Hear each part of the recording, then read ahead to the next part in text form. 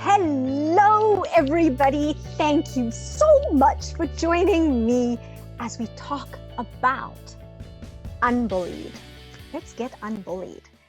The unspoken effects of bullying in the undefined centers. As you're all hopping on, drop a message in the chat box, say hi, tell me where you're from. We'll wait a minute or two before we kick this off.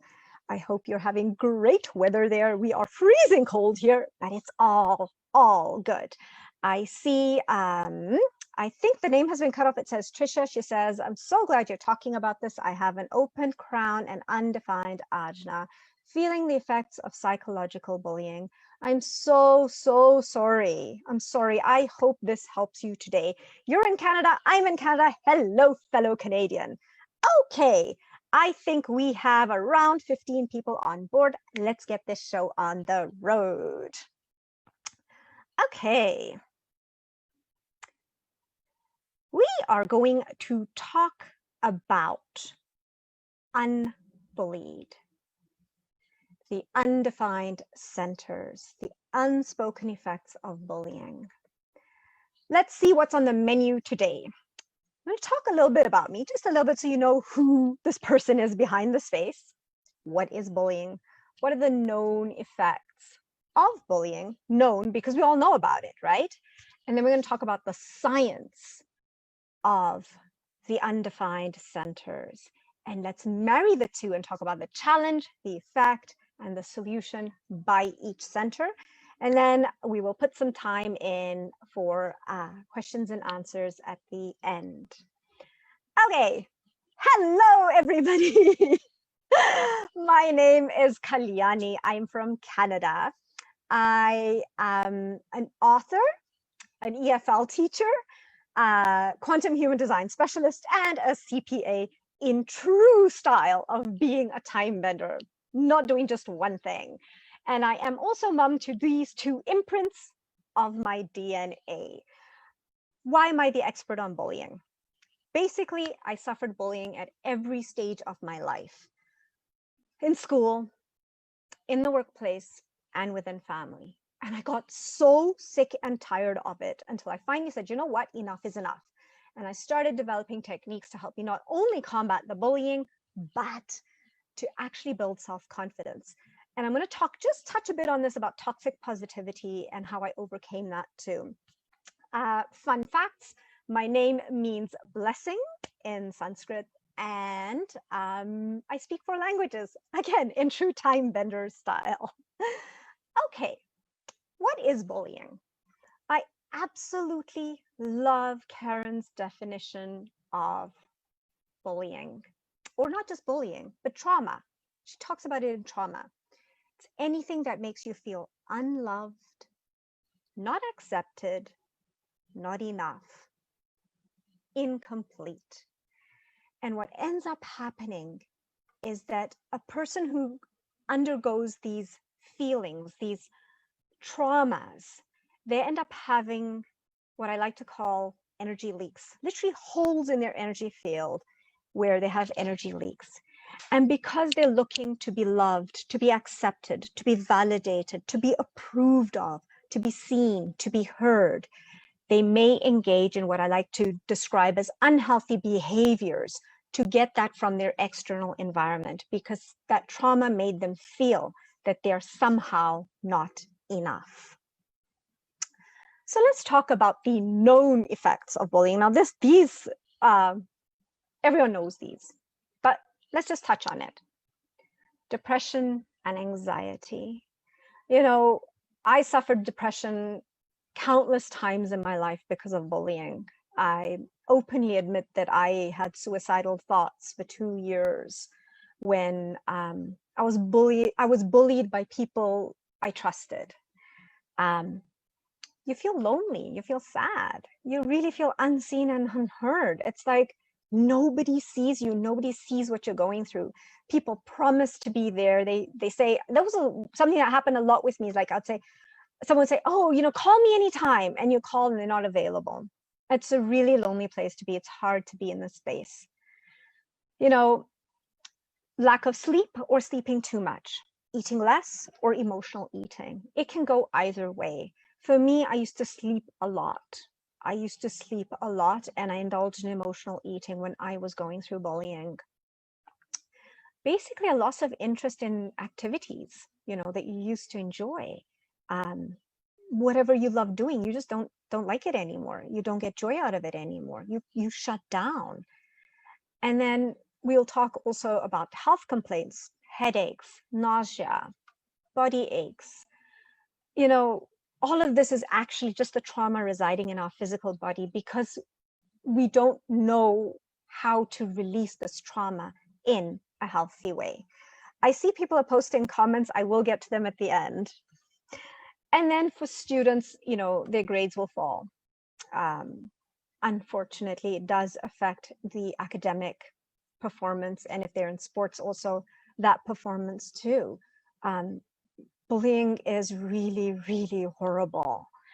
Okay, so let's talk about the science of the undefined centers. The undefined centers absorbs energy from people, planets, the environment, and then amplifies it. It is a very wise thing, but at the same time, while we get to enjoy learning about energy that is not true to us, we have to be careful that we don't end up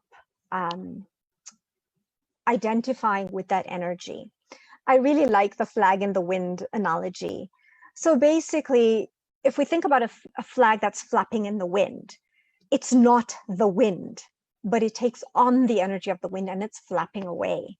The flag may think it's the wind, but it isn't. And as soon as the wind dies down, the flag is still. And that's how the undefined centers work. We absorb energy in and we amplify it. So let's have a look at the effects of bullying in the undefined centers using this analogy. And how would this aggravate trauma in a child who's experiencing bullying? The head center challenges. Now, I have an undefined head, undefined ajna as well. So the undefined head center, we absorb energy from our external environment, from people, planets, and the external environment. And we're always under pressure to find answers, like, what's the answer to this? I need to know this. I need to figure this out. And I was like that. I was like that hamster on a wheel. I was always trying to figure things out. And that was very frustrating for me. It was really frustrating. So how would this affect a child who's being bullied? Let's have a look.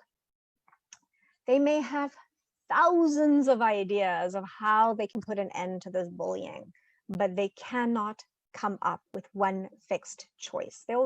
It's like that hamster on a wheel, like thousands of things going. What should I do? What should I do? How about this? What about that? The Open Head Center has a beautiful interface with the universe, the divine, God, whomever you believe in, your higher power.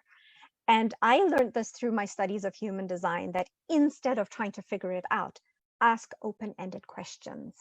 And I've used this technique to figure so much out in my life. And the longest it's taken for me to get the answer was a week. Usually I get the answers within 24 hours.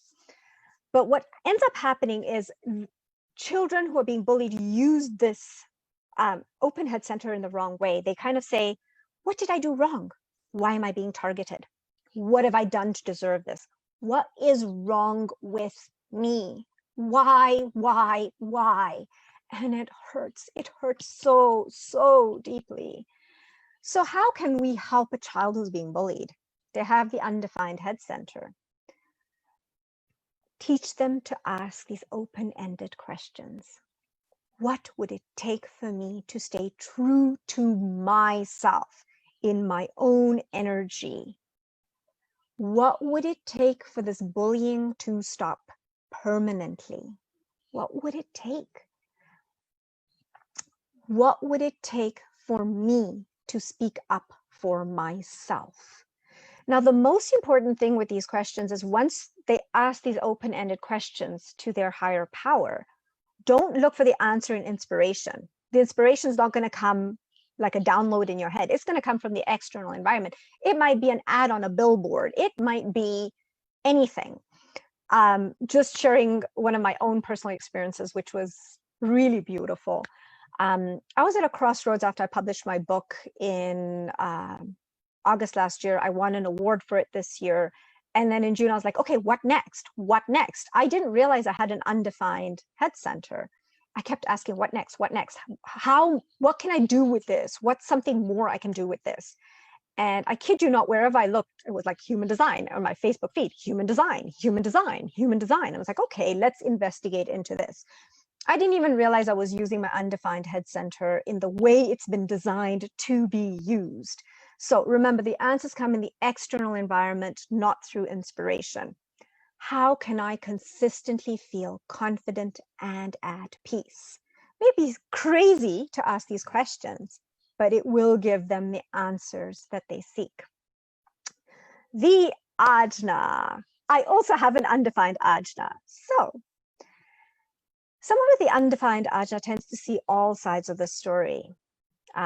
It is a blessing and it can be a curse at the same time. So yin yang, a bit of both. So they're fixed ideas and beliefs, not really very pliable to change. Let's have a look at how this would show up in a child who's being bullied. They may end up feeling sorry for the bully. They have empathy for their perpetrator because they see all sides of the story. And that may lead them to blaming themselves for what is going on. That, oh, I shouldn't have done this. Oh, maybe I shouldn't have done that. My daughter was talking to me about a friend of hers who has been friend with another girl since kindergarten, and they're in grade 8 now. And my daughter said, you know, the other friend is being so nasty, passively aggressive to her friend. And she says, Mom, she's always making excuses. She's always making excuses for the other person, saying, well, maybe I should have done this. Or maybe I came on too strong. Maybe I. And they end up blaming themselves. So questioning themselves, oh, maybe I should have done this. Maybe I should have said that. You know, a lot of self-doubt around the undefined ajna. Then they may downplay the trauma because they really just don't want to bring attention to it and saying, well, no, you know, I shouldn't have done this. And maybe they are right. Maybe I need to change this about myself. It's not so bad. You know, I'm glad they brought it to my attention. I really need to change this about myself. So they may also have fixed ideas on how to deal with the bullying. They may not be open to new ideas because they've been told this way works. Let's just do it this way. You know, because no one has tried the new method, so they don't have the proof that it works. So they're going to stick with, well, everybody says do this, and this works.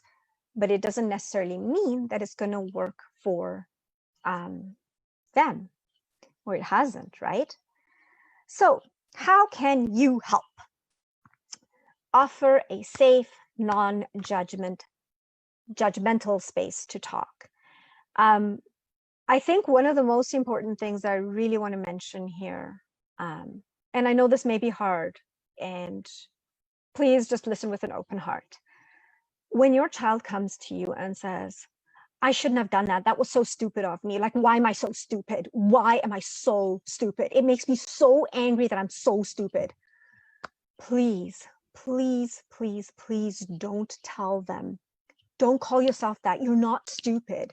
I know it's natural to want to do that, but you're going to shut your child down from talking. You're going to stop them from talking. Validate them. And I'm going to show you how to validate them. Okay. When they say, I am stupid and I'm so angry, say, I can understand why you feel that way. If I were in your shoes, I would probably feel the same way. When you identify with what they're feeling, they will not shut down. They will keep talking to you. And that's what you want. You want to offer them that safe space where they can literally say whatever they need to say, whatever they want to say. I think, unfortunately or fortunately, whichever way you want to look at it, we have been conditioned to suppress negative feelings because it's not a good thing to say. If we say something negative, we attract something negative. But ultimately, if we suppress those negative feelings, it shows up in different ways. Even in our physical body, it shows up. So it's very, very, very important to release it, to let them say what they need to say and validate them, but in a way where you're not agreeing with them, but you're saying, I can understand why you would feel that way. That is the key. That's what changes everything. Ask them, what techniques have they used to date to combat this bullying? What have they done? I think it is so important to recognize that they have made the effort, that they have tried something.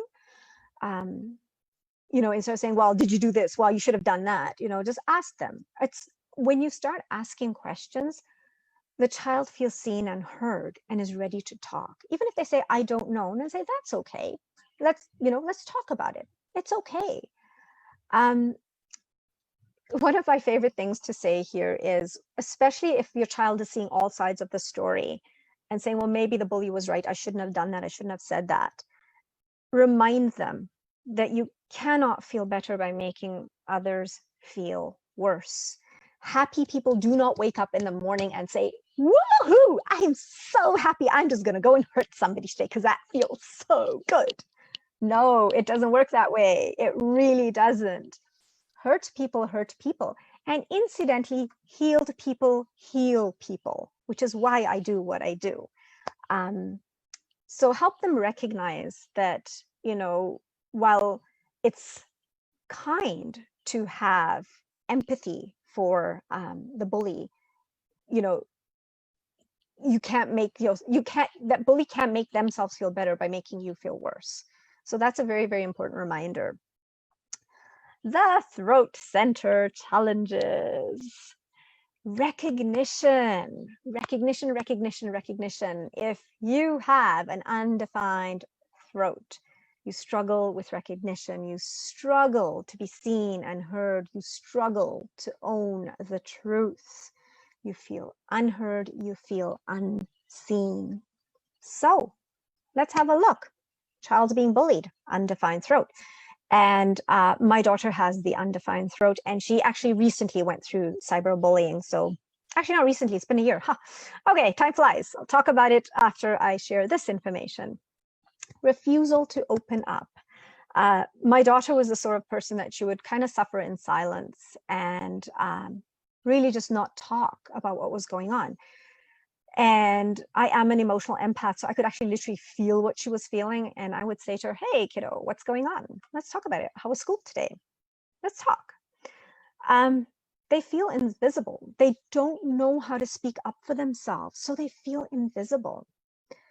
They withdraw within themselves. Now, I saw this with my own daughter when she was being cyberbullied last year, and this too by a friend who she's been friends with from elementary school. They were commenting, posting on TikTok, and it was really hard on her. We went out to a restaurant for dinner, and she just literally, even just, I choke up when I remember this. She just put her head down. It was like her favorite meal, and she won't eat it. She just put her head down. And I said to her, honey, we will sort this out. We will do this together. She really wanted to speak up for herself, but she didn't know how to. And we worked through it, and it was sorted within 24 hours. And I'll share more about that again at the end.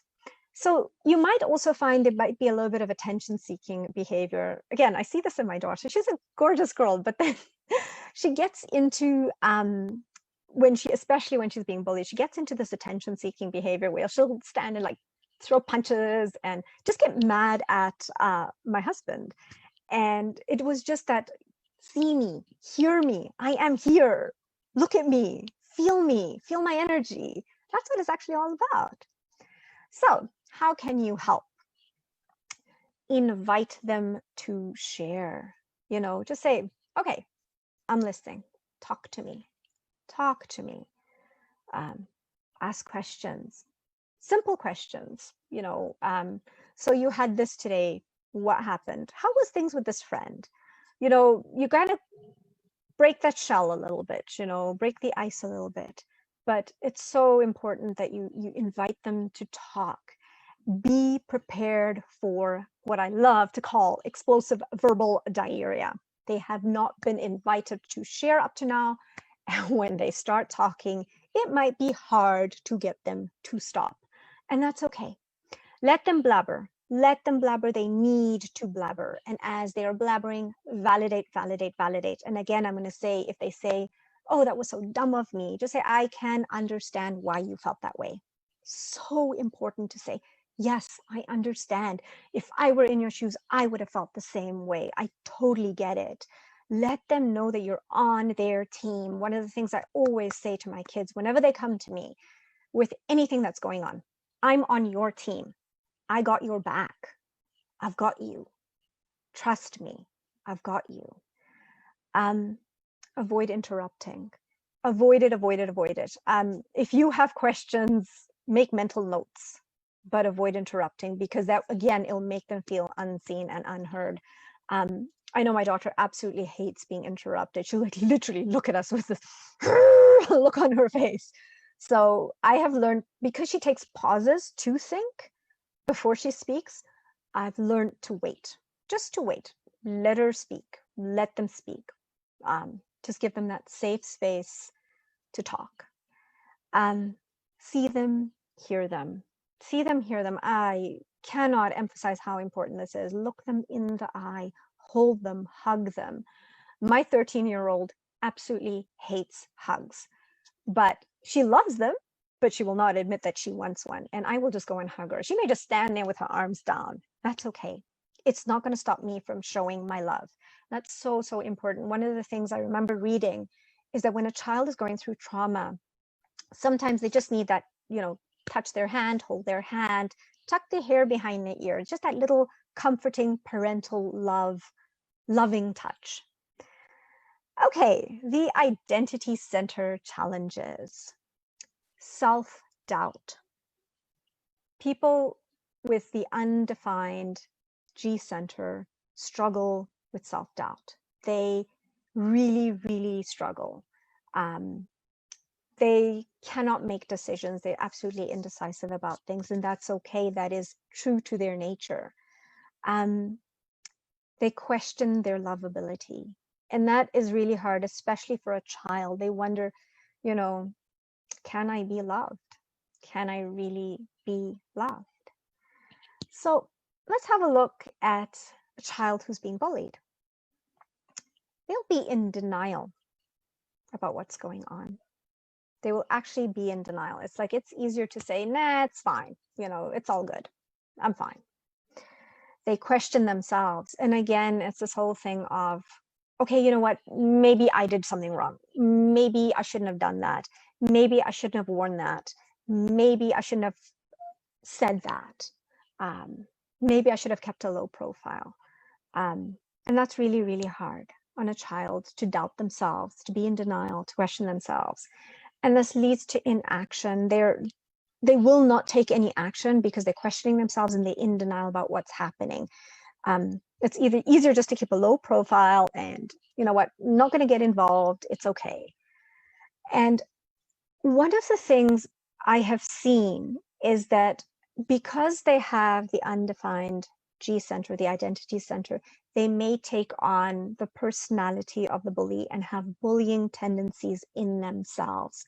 Something to be very, very, very careful about. How can we help? Inner circle. Ask them about the inner circle. Are they actually happy there? Their environment. Are they really happy? What joy do they get out of it? What are the good things about it? What are the not so great things about it?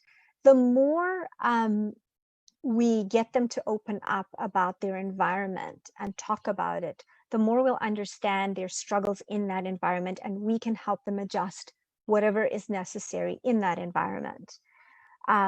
The school environment, if they're being bullied in school, be prepared to change schools. I changed schools 3 times. 3 or 4 times actually, because of the school environment. And I have a defined G center, incidentally, because it was like, no, I don't like the energy here. I'm good. I'm being bullied here. I don't like this. I need to move on. And even though it was difficult for me to convince my parents at that time, I stood my ground. And I think it's so important to pay attention to the environment your child is in. So important. And if you need to change schools 10 times, change schools 10 times. Watch out for bullying tendencies. You know, are they actually taking on the personality of the bully, acting out towards a sibling, you know, towards other kids they play with, younger ones, towards parents. Keep an eye out for these things. It's so important. Lovability, because they question whether they're lovable or not. I think, and I learned this from Sarah Longoria, it's something I actually started saying to my children is, and I encourage you to say it to them, I love you when you're angry. I love you when you mess up. I love you when you're sad. I love you when you're happy. I love you when no one else does. I love you always, always, always, no matter what. This is a mantra I say to my children every night. Every night. I love you always, always, always, no matter what. Just touching a bit again on validating how they feel. My son, when I was walking him to school the other day, he said to me, Mom, I know I shouldn't feel this way, but this thing triggers me. And I said, why do you feel you shouldn't feel that way? Why are you denying what you feel? It's okay to feel that way. It's okay to be angry. It's okay to feel hurt. It's okay to be enraged. It's okay. Please do not stifle how they feel by saying that, okay, I know you're angry, but let's calm down here a bit. Don't say calm down. It's like, let it out. Because that's the only way that children will know you are their safe space. You are their safe space. The will center. Now, I have the undefined will center, so I relate to this very, very well. Worth and value. You will find that people with the undefined will center, and I have been guilty of it my whole life until I became aware of it, is that they're always trying to prove their worth and value. They struggle to feel worthy and value just as they are. For me, I used to try and attach my worthiness and my value to my achievements. I did not know how to be worthy and valuable just the way I was, just this human being sitting here, this face, these ears, these eyes, this nose, this mouth. I did not know, I did not know how to do it. And I engaged in proving my worth and value to people around me. I would only feel valuable if I did X, Y, Z. It also made me struggle to receive. So if somebody gave me a gift, I would bend over backwards to try and repay them for the gift. And I have learned, and it's something I would love to teach children, is that when you receive a gift and you have the undefined will, the ultimate repayment for that gift is to just use it and enjoy it. That's the best way, because the person who gave it to you will say, oh, wow, they're actually enjoying it. That's what it's all about. And then comparison and self-judgment. I was guilty of it too. It's like, why can't I be like XYZ? I was really hard on myself. I remember so many people telling me, why are you so hard on yourself? Why are you so hard on myself? This is why, people. It's the undefined will center. It was so hard to overcome this. And just being okay with messing up, because you're not messing up, you're learning. It's always a first attempt in learning. Okay, let's have a look at what effect this would have on a child who is being bullied. They question their worth and value. So now they're being bullied, so they're thinking, well, you know what? What's the point? What's the point? Why bother? Nobody values me. I'm worthless. I'm a piece of crap. That's the kind of stuff that they will be asking themselves right? And it affects their self-esteem and their self-confidence. I was guilty, and like I said, I was going to touch on this toxic positivity. My self-esteem and my self-confidence was shot because of the bullying that I faced. And I became guilty of toxic positivity. What toxic positivity is I had a garden that was full of weeds, and I started planting flowers in them, like hundreds and hundreds and hundreds of flowers. So you couldn't see those weeds. But you know what? Weeds have a tendency of rearing those ugly heads out, because I did not want to admit that I was struggling with low self-esteem and low self-confidence. When I was in college, I started playing for my university badminton team. I was ranked second in the entire university. I was second runner-up in the InterVarsity Queen competition. I was nominated for the Student Representative Council, and there were more than 10,000 students there. So these were these huge things that I went for, because I was putting all my worth and value on things that I achieved and not who I was. And I was planting these flowers to hide the low self-esteem and low self-confidence. Okay, I'm going to take a sip of water here.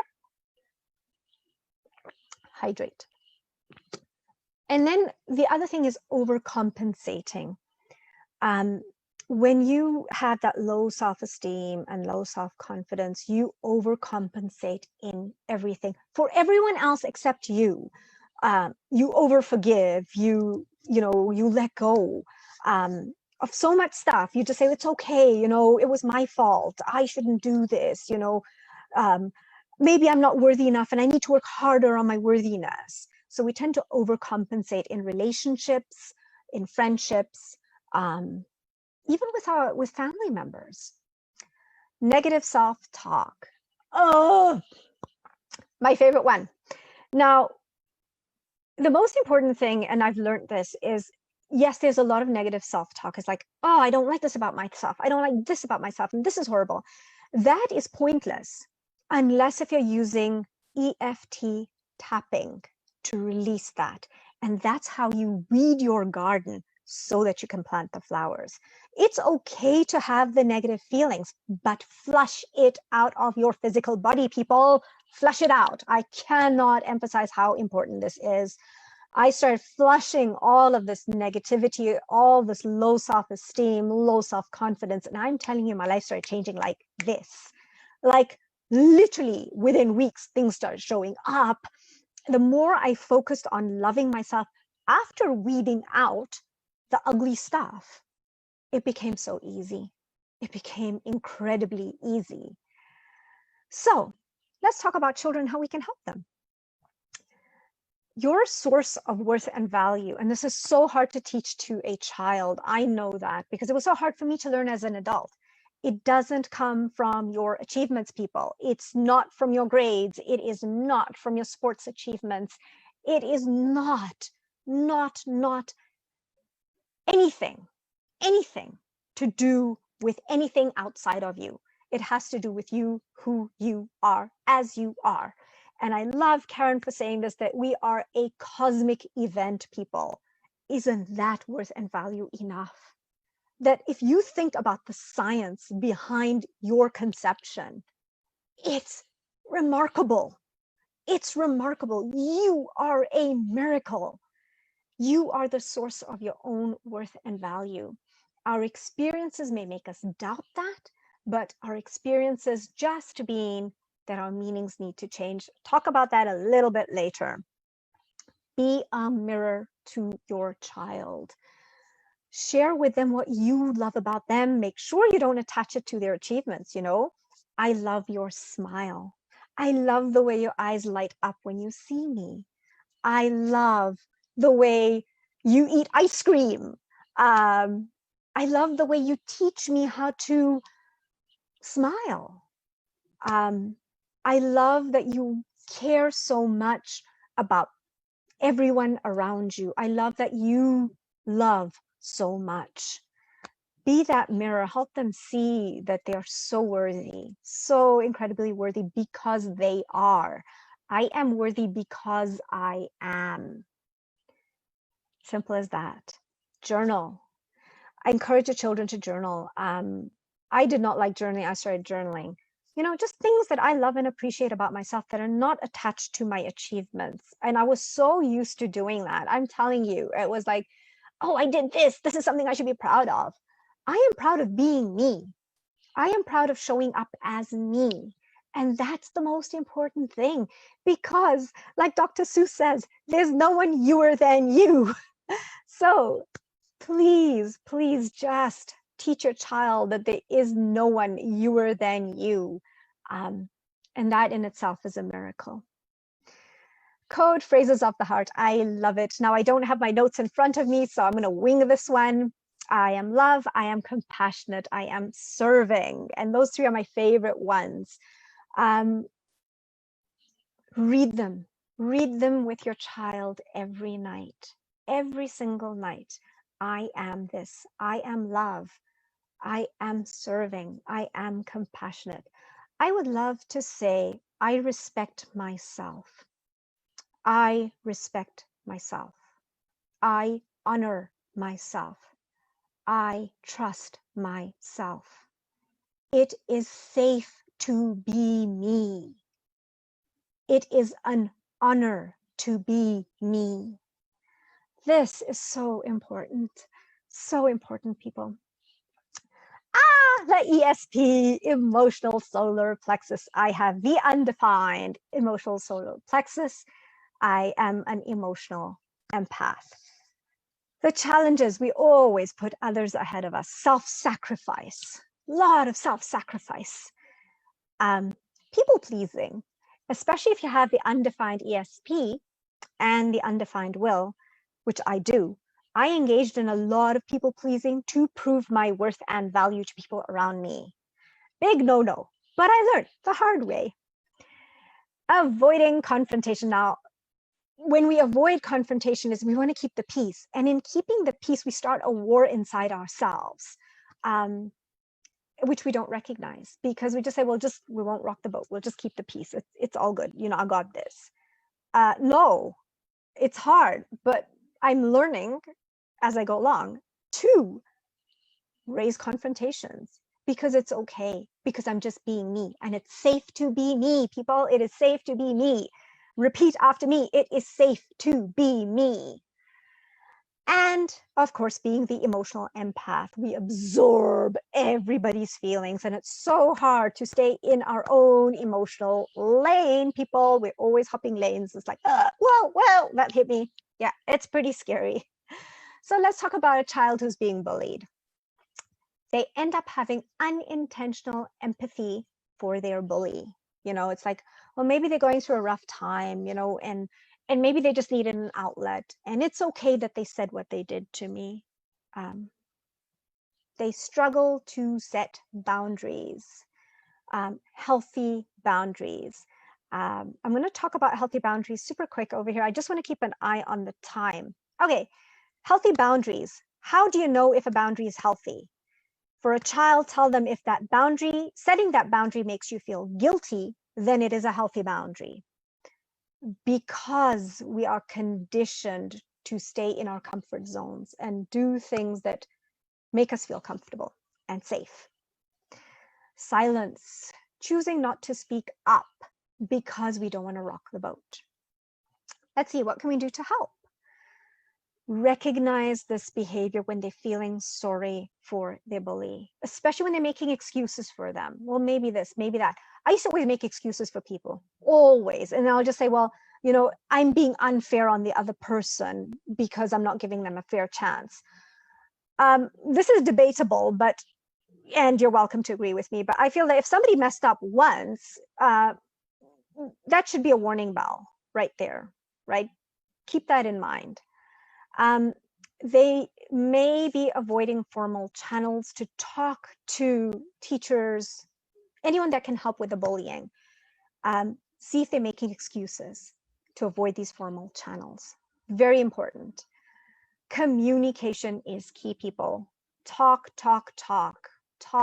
listen. You will know this if you communicate openly with your child. We live in a time right now where everyone's on their phones, everyone's rushing, everyone's doing everything. And we don't stop, we don't pause, we don't take that time with our children. I'm not saying everyone does this. I've been guilty of it. And I've paused a lot, especially like when they're trying to talk to me and I'm trying to cook or trying to whip up lunch, something. And I've learned that, okay, lunch can be like 10 minutes late. It's okay. I'm sitting down. I'm looking at you. Talk to me. I'm listening. Observe their behavior. Observe how they are around other people. And bring their attention to it and say, okay, I saw that, you know, you were, you know, empathizing with this person. Explain it to me. Talk to me about it. Don't say they did it wrong. Just say, oh, I found that interesting. Talk to me about it. Don't say it was right or wrong because they'll shut down. Just say, talk to me about it. It was interesting. That opens up the door. Tell them to reconnect with their own emotional energy. Spend time alone in their own room to reconnect with their own emotional energy. My son has an undefined emotional solar plexus, and he'll say to me, Mom, I just need some time alone. I'll say, okay, why don't you go to your room and listen to meditation? And he does that, and then he's fine again. Okay, the root center challenges. Under pressure.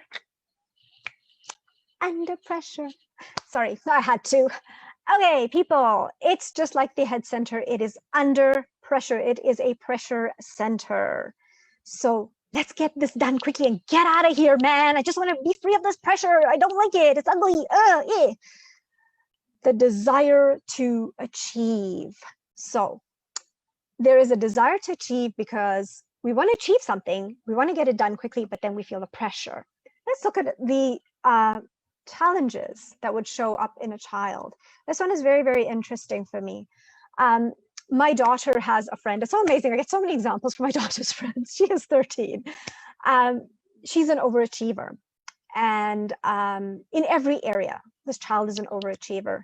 My daughter said to me, Mom, when she was in elementary school, she was bullied. Every year she was bullied. And I said to my daughter, I haven't pulled her chart, but I bet she has an undefined root. And they're overachievers because they did not win against the bully. So they want to win in every other area of their life. It's like, I'm going to win at this. I'm going to win at this. You know, the bully may have gotten the better of me there, but not this time. I got this. I'm going to achieve. And they're under pressure to excel in every area of their life because for them, that's winning against the bully, which can lead to burnout.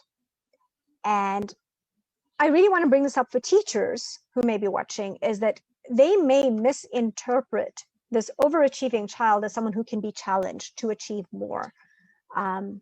Keep an eye out for that. You know, if a child is overachieving, make sure they're not burning out. Make sure they don't need to be challenged any further than they're already being challenged. So how can we help? Achievements at what cost? They're achieving all of this, but what cost is it? Are they, you know, not getting enough sleep? Are they tired all the time? Weakened immune system, stuff like that. You know, they're getting all these achievements. What's the cost of it? How much downtime are they getting? You know, literally investigate your child's schedule. Be that spy, be that James Bond. Look at it. It's like, how much downtime do they actually have? Do they have fun? Do they have fun? I'm telling you, kids these days have forgotten how to have good old-fashioned fun. Just fun. You know, doing things like sledding, rollerblading, playing hockey, just goofing around. Help them set healthy boundaries. And I mentioned earlier, a healthy boundary is one that makes us feel guilty. And we feel guilty. Why, people? Because we have been designed to always stay within our comfort zones. And guilt is a feeling that pushes us out of our comfort zone. Is your child bulldozing through work? Keep an eye out, guys. Be that spy. Be that spy. You know, are they bulldozing through their work, or are they, you know, teach them to slow down? It's okay. It's okay. My daughter has an undefined root. One of the things that I do with her, she was telling me the other day, Mom, I've got so much homework. I've got so much homework. I said, okay, let's sit down and look at it. One piece of homework was due only today. The others are due in 2 weeks' time. I said, you've got 2 weeks. Don't put pressure on yourself. Do the one you're supposed to do now. We'll do the rest later.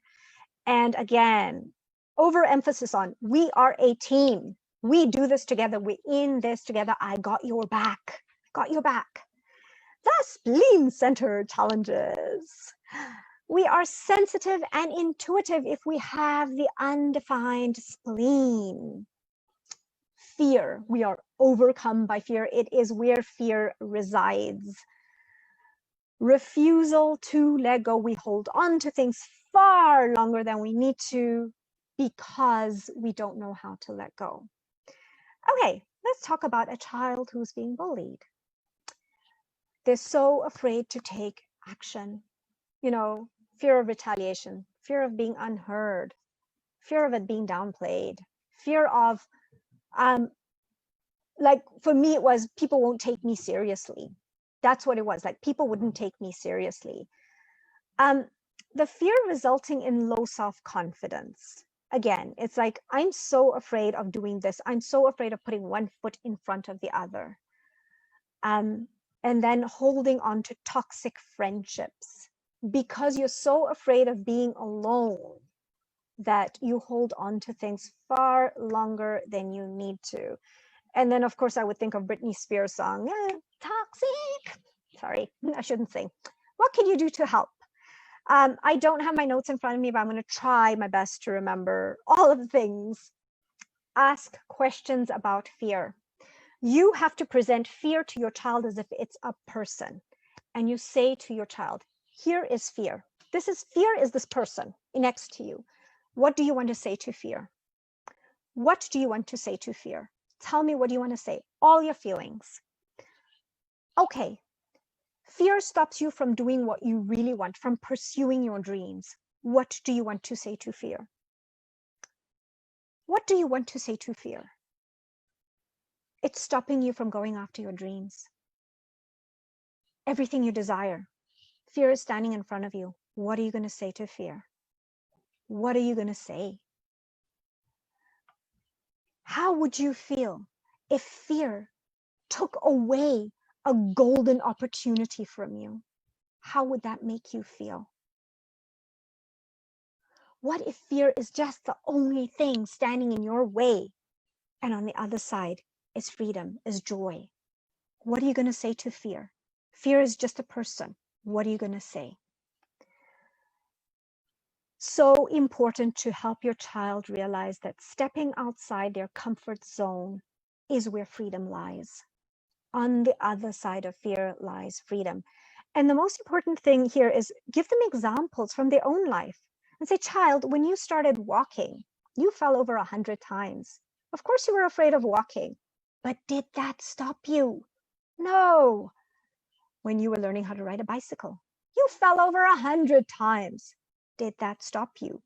No. You were afraid, but you felt the fear and you still went through. Just do it. Fear hinders growth and empowerment. So, so true. One of the most important healing lessons I learned recently was around fear and facing the fear I had about openly admitting the negative feelings I carried within my body. And when I was so afraid of admitting those feelings, I was afraid I was going to attract more of it. But my massive growth happened when I actually admitted how I was feeling, and I tapped through it. I didn't just admit it, I did EFT tapping to clear those feelings. The sacral center challenges. Okay. They have no access to consistent energy. Not knowing when enough is enough. Boundaries again, people. A child who is being bullied. Now, I have a defined sacral. When I was being bullied, I was mentally and physically exhausted, even though I have a defined sacral. I remember coming back home from boarding school, and I would wake up at 7 in the morning after sleeping all night. 9 o'clock in the morning, I'd fall asleep again. And I wouldn't wake up until I was woken up at lunchtime, and I would still be tired. It's exhausting because we struggle to set boundaries. We don't know when enough is enough. We just keep trudging forward, thinking, okay, it's going to end if I just put another foot in front of me. It doesn't work that way, people. Sometimes we do need to pause. Look for signs of burnout. please. You know, weakened immune system, excess fatigue, just wanting to nap all the time. My daughter has an undefined sacral, and even when she was bullied, and especially when she was bullied, she used to sleep a lot, and I let her. I absolutely let her. She's a teenager that asks me to take a nap, and I'm saying to her, it's okay, sleep, child. She'll sleep for 3 hours straight in the afternoon and still go to bed at 9 o'clock. Track how things are going with them. You know, their, again, school routine, how tired are they, their eating patterns, all of that. Keep an eye on it, but especially on their energy. Give them alone time together. My children and I, both of them actually have undefined sacrals. We do a lot of alone time together. So we'll be sitting in the living room, all sitting under blankets because it is so cold in Canada, reading books. Each of us are reading our own books. That's alone together, and it's very refreshing. People, know your kid. Really know your kid. It's so important. No one knows your child better than you do. Look for signs. Pay attention to the smallest detail. I know my children very well. I remember there've been many times, but one particular incident is, I picked my son up after school, and he ran up to me and he hugged me. He always hugs me, but I could feel something different in his hug. And honestly, like, to the next person, it just looked like a normal hug, but I felt something. I said to him, what's wrong? I said, Mom, can I talk to you on the way home? Let's talk. Something had happened. We talked it out, hashed out a solution. He was happy. Healthy boundaries. Again, I'm going to say it. If a boundary makes you feel guilty, it's a good boundary. It's a healthy boundary. Remember that. It's a good sign. Okay, people, let's wrap this up so I can at least get to the questions. Bullying leaves lifetime scars. So we need to do something about it now. Our experiences, human design teaches us that our meanings are often determined by our experiences. And when we go through bullying, it affects our meanings, our worth, our value. Those are meanings, and then it'll attract more similar experiences. So one of the most important things is we need to mold these meanings for our children. I always say it's way easier to mold a child than it is to mend an adult. We can give them far better experiences if we can mold these meanings for them now. So this is the foundation. What next, people? I offer one-to-one masterclasses that cover verbal, social, cyberbullying, physical bullying, and my favorite is the loudspeaker technique, which I used to teach my daughter to speak up for herself, the undefined throat, when she was being bullied. I have workbooks for parents, 10 things that every kid that's been bullied needs to hear.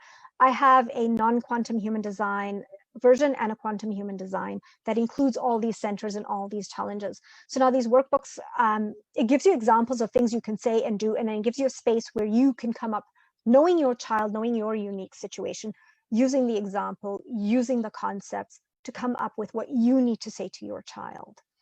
And you can find all of this at kalyanispeaks.com offerings. Okay, now I'm going to stop sharing so I can see whatever's itching and burning that needs a scratch. Okay, wow. Okay. Cindy, wow, number of years I had a fear of being hurt. I have an undefined, very interesting. I'm so glad you found it interesting. Questions, please. Yes, there were talk some to me. questions that came in. Okay. When a lot of it has what happens if it's a member of the family, like the parents. Yes. Wow. Okay, that one hits home, people. That one really hits home. Okay. Unknowingly, yes, I have been bullied by family members, and it's been very, very hard. What's really important, and especially, and I'm assuming I'm speaking to an adult and not a child, because for a child to recognize that a parent is bullying them is very, very, very hard, because this is your primary caregiver. This is the person you depend on. But as an adult, it's so important to recognize that you are not what you are told. You are who you choose to be. Very important. I highly, highly recommend journaling all the negative feelings that come up around the bullying caused by the parent. And I highly recommend that you EFT tap through the negative feelings. And once you're done tapping through the negative feelings, open yourself up to healing and say to the universe, I am ready to let this go. I am ready to heal. Show me how. What would that healing look like? What would it feel like? What would it be like? I am open to receive. But remember, we need to remove the weeds out before we are open to receiving. Cindy, next question, please. Yes.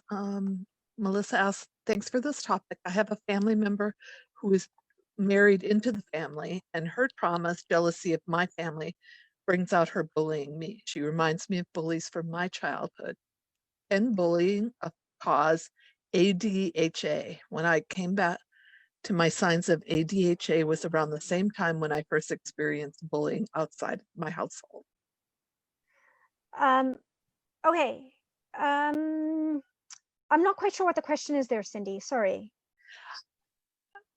Well, the question came up, can bullying cause ADHA? Okay, I'm not honestly qualified to answer that. You know, I would recommend speaking to a doctor.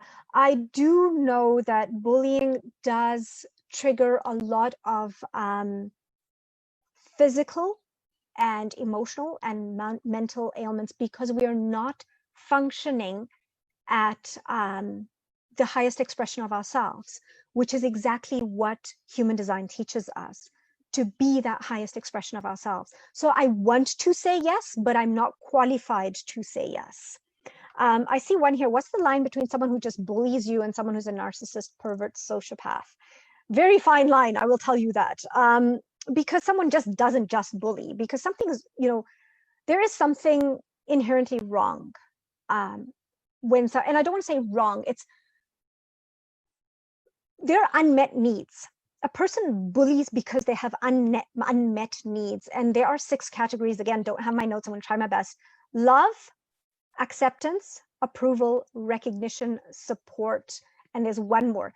It falls under those 6 categories. If they did not receive those things as a child, that is what triggers that bullying behavior. It is literally a cry for attention. I am here. I think the difference between a sociopath and a narcissist and someone who just bullies is that the bully will feel a little bad about what they're doing, while the narcissist is like, no, it's all about me, man. It's like, this is who I am, and it's your fault, and it's all you. It's not me. The bully does actually feel a sense of something's not right here. I did have a question. Yes. Oh, I'm sorry. I had a question come in on Facebook from Darchini. What if this is an ancestral pattern? Is there a way to break the generational pattern? Absolutely. I agree. There is. It's EFT tapping. I cannot recommend this enough. Giving a super quick example here.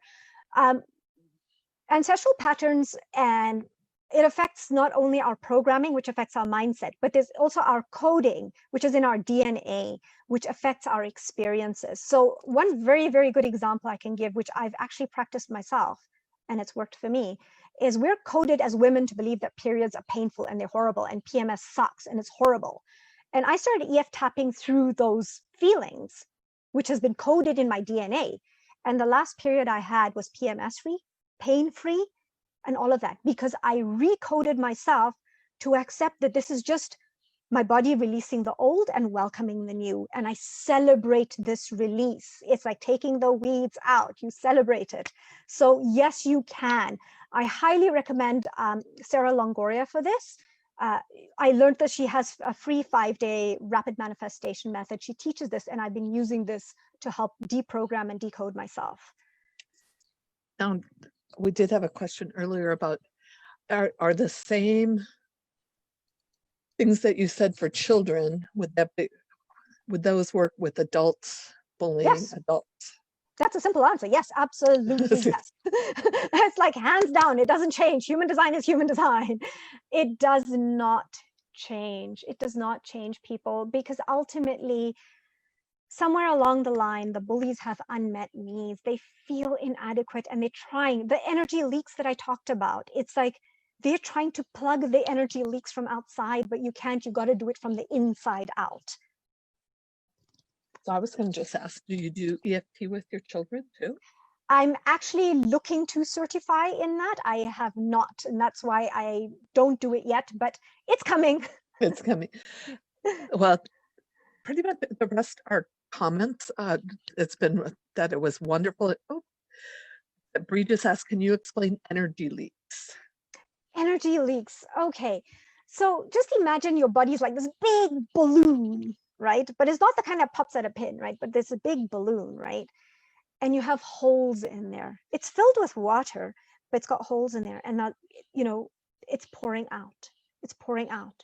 Energy leaks are when you start seeking love, attention, recognition, validation, support, approval. I remember the sixth one, from anything or anyone outside yourself.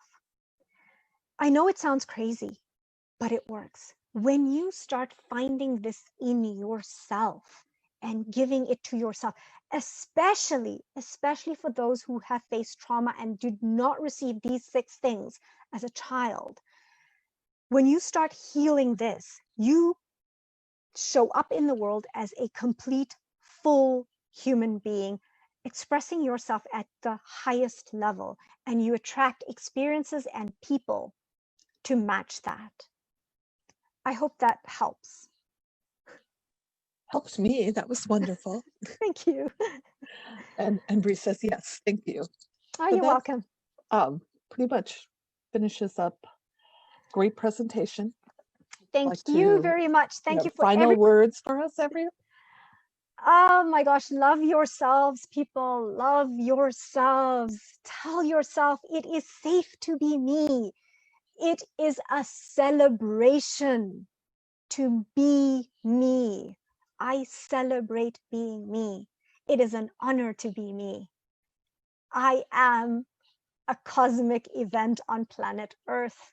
Please, please remember, it is totally safe to be you. It is an honor to be you. It is disrespectful to be anything but you. Just be yourselves. Thank you again. Thank you so much, everybody. Thanks for tuning in. I love you guys. Mwah.